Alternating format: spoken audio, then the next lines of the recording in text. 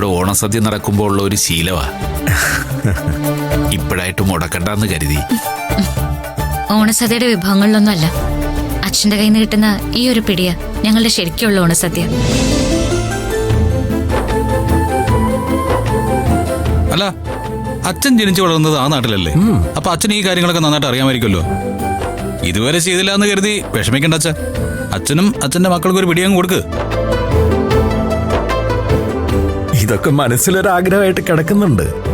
പക്ഷെ അതിനുള്ള ഒരു സാഹചര്യം നമ്മുടെ കുടുംബത്തിൽ ഉണ്ടാവാറില്ലല്ലോ.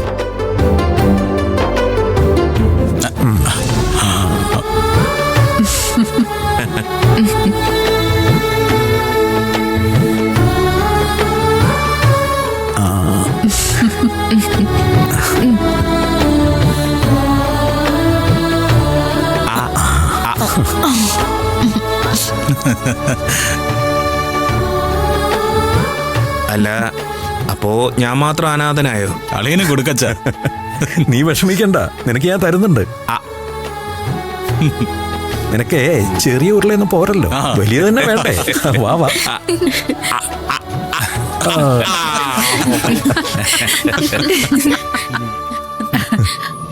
ഡാഡി, എന്തെങ്കിലുമൊക്കെ വൈരാഗ്യം തോന്നി ഈ സദ്യ മിസ് ചെയ്തിരുന്നെങ്കിൽ വല്ലാത്ത നഷ്ടായനെ.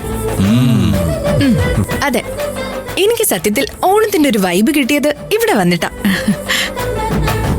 സത്യത്തിൽ ആളുകൾ പറയുന്ന നേരാ, ഓണം നാട്ടും പുറത്താ അല്ലേ ഡാഡി?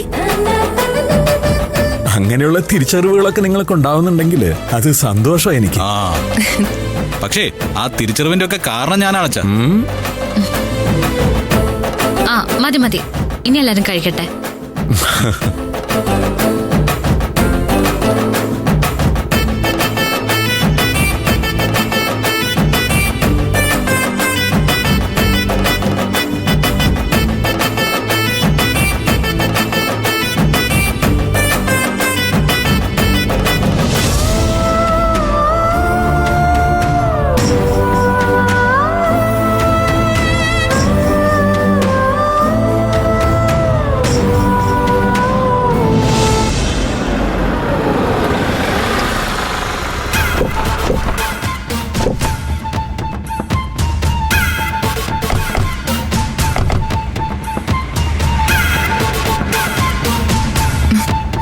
ചേച്ചി, മമ്മിയോട് എന്തു പറയും?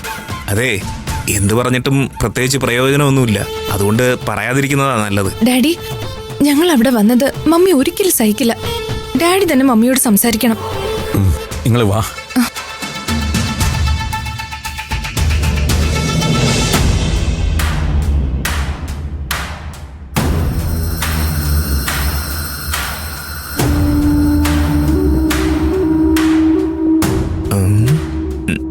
പത്മ, മക്കൾക്ക് വേണ്ടി ഞാൻ തന്നോട് സോറി പറയുന്നു. താനിതങ്ങ് മറന്നു കളഞ്ഞേക്ക്.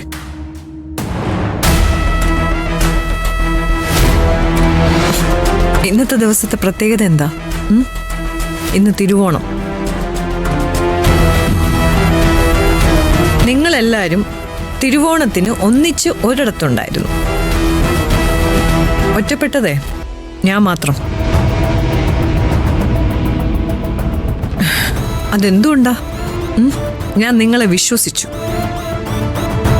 നിങ്ങൾ പറയുന്നത് മുഴുവൻ സത്യമാണെന്ന് ഞാൻ അങ്ങോട്ട് തെറ്റിദ്ധരിച്ചു. ഒരാളും എന്നോടൊപ്പം ഇല്ലെന്ന് എനിക്ക് മനസ്സിലായി.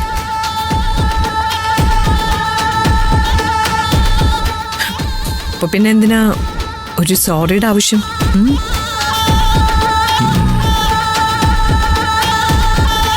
മനസ്സിലെ സന്തോഷം കളയണ്ട, എല്ലാരും പൊയ്ക്കോളൂ. മമ്മി, യഥാർത്ഥത്തിൽ സംഭവിച്ചത് എന്താണെന്ന് വെച്ചാ നീ വിശദീകരിക്കാൻ ശ്രമിക്കണ്ട. മനസ്സിലെ നിയന്ത്രണം നഷ്ടപ്പെട്ടാലേ ഞാൻ എന്താ ചെയ്യണമെന്ന് എനിക്ക് പറയാൻ പറ്റില്ല.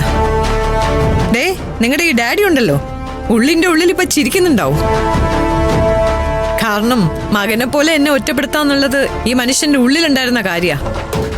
ഇന്നത് സാധിച്ചു.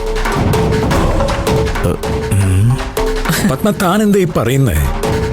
നന്ദിനിയുടെ വീട്ടിൽ വരുന്നതിനെ കുറിച്ചോ അവിടെ ഓണം കൂടുന്നതിനെ കുറിച്ചോ നിങ്ങളോട് ഞാൻ എന്തെങ്കിലും സംസാരിച്ചിരുന്നോ? ഇല്ലല്ലോ.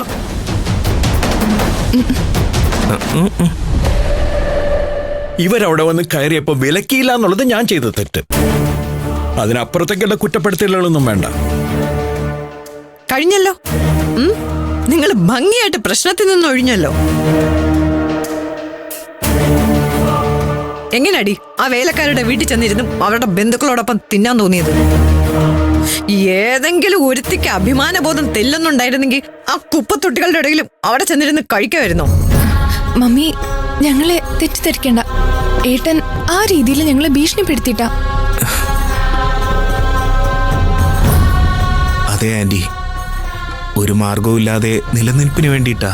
നിലനിൽപ്പിന് വേണ്ടി എന്നെ കൊല്ലാൻ ആരെങ്കിലും പറഞ്ഞ എന്നെ കൊല്ലൂ. കൊല്ലോ വിജയ്?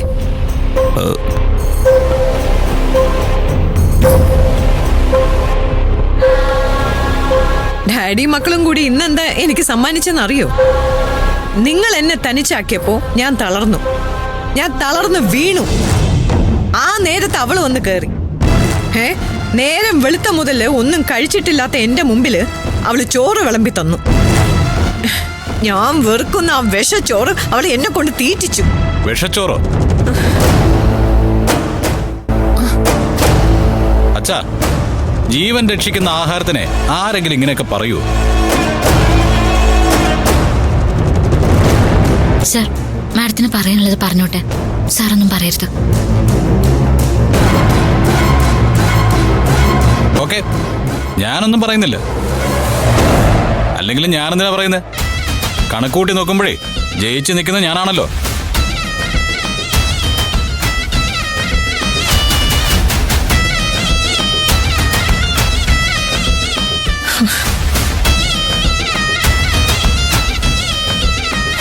കേട്ടില്ലേ? അവൻ ജയിച്ചു. തല താഴ്ത്തി നാണം കെട്ടി ഞാൻ തോറ്റു.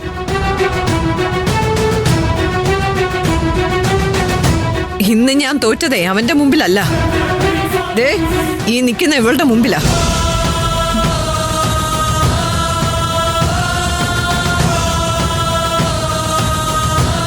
അതിന് വഴിയൊരുക്കിയത് നിങ്ങൾ എല്ലാരും കൂടെ ചേർന്ന്. ആരും ഒന്നും മറന്നു പോണ്ട. എന്നെ ഏത് വിധത്തിലാണോ ചതിച്ചത്, ഏത് വിധത്തിലാണോ എന്നെ ഒറ്റപ്പെടുത്തിയത്, അതിന് ഞാൻ പകരം വിട്ടു. എന്നായാലും